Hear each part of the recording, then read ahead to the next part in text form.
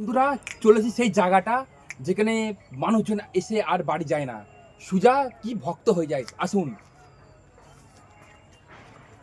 এই দেখুন এই গাছটা, এত সুন্দর গাছ। এই গাছের ভেতর কে থাকে জানেন? ছোট ছোট পাখির বাচ্চা, পাখিরা থাকে। আসুন আমার সাথে। এটা তো মই, এটা আমাদের এখানকার মই না, এটা বিদেশ থেকে আনা মই। ঠিক আছে, প্লেন ভাড়া করে নিয়ে আসা হয়েছে। আসুন আমার সাথে।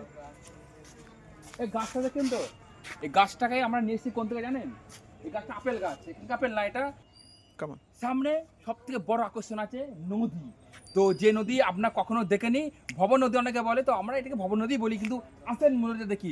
চলুন, চলেছি সেই সুন্দরবন নদীতে। দেখুন সেই সুন্দরবন নদী, এটা দেখুন ভালো করে দেখুন সুন্দরবন নদীটা।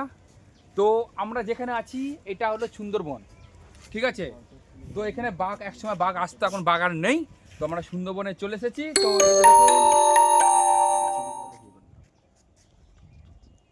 তো আমি কি করব বুঝতে পারছি না, ছবি তুলবো না কি করব। আমি প্রথমে এসে তো আমি অবাক, আমি তো অবাক, আমি জীবনে প্রথমে আসিনি। কারণ এটা হলো কি সুন্দরবন। জানি না আজকে ঠিকঠাক থাকবো কি না, কারণ সুন্দরবন এসেছি তো মনটা সুন্দর হয়ে গেল। ঠিক আছে, তো এখানে পাতাগুলো খাওয়া যায়, এইসব গাছের পাতাগুলো খাওয়া যায়। অনেকে খায়, অনেকে আবার রান্না করে খায়, অনেকে আবার কি করে এটাকে জানেন? এটাকে অনেকে কি করে জানেন তো, এটাকে তেলে ভেজে পাঁপড় বানিয়ে খায়। তো দেখুন আমরা কোথায় আছি বন্ধুরা।